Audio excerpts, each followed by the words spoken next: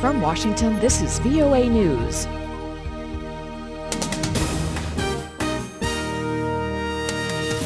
I'm Marty Johnson reporting. While calling Ethiopia a partner on many issues and hailing the country's fight against terrorism, President Barack Obama is also urging the country's leaders to protect human rights and ensure good governance. VOA White House correspondent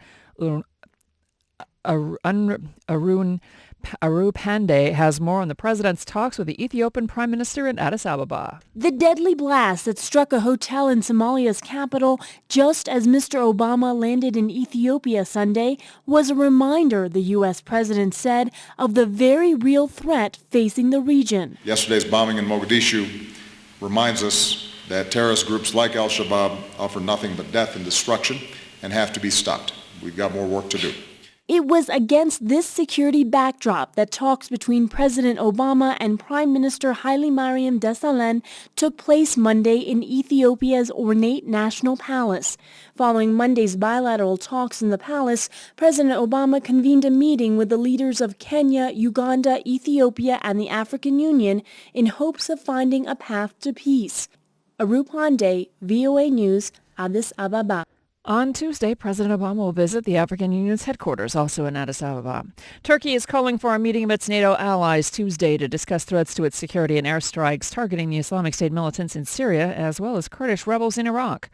Ankara made the request under Article 4 of NATO's founding treaty, which allows countries to ask for consultations when they believe territorial integrity, independence, or security is at risk. On Monday, the U.S. said it is working with Turkey on an attack plan to clear Islamic State insurgents from northern Syria, a campaign that would escalate Ankara's involvement in the fight against militants in the region. This is VOA News. The U.S. State Department says widespread human trafficking is helping fuel vast fortunes around the world, but leaving millions of people exploited by unscrupulous labor overseers, sex traders, and others in virtually every country in the world. U.S. Secretary of State John Kerry says this year's report needs to be a call to action and is urging governments to strengthen and enforce their laws. And by issuing it, we want to bring to the public's attention the full nature and scope of a $150 billion illicit trafficking industry.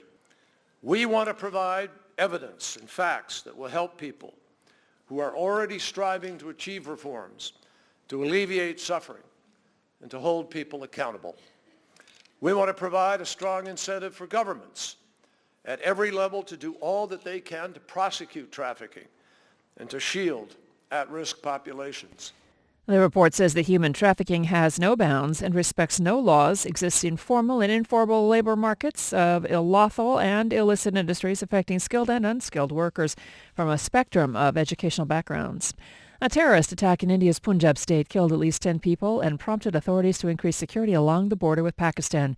Officials say 3 to 4 heavily armed men dressed in army fatigues first fired on a bus from a stolen car, then headed on to a police complex, opening fire as they stormed that building. Commandos and police reinforcements rushed to the scene, beginning a nearly 12-hour gun battle before the attackers were killed. Officials say security forces are now searching the building. Separately, investigators say 5 bombs were found on railroad tracks between towns, suggesting more assaults were planned. It is not clear who was behind Monday's attack. The death toll is now at 18 following Sunday's bombing of the Jazeera Palace Hotel in Mogadishu by militant group al-Shabaab.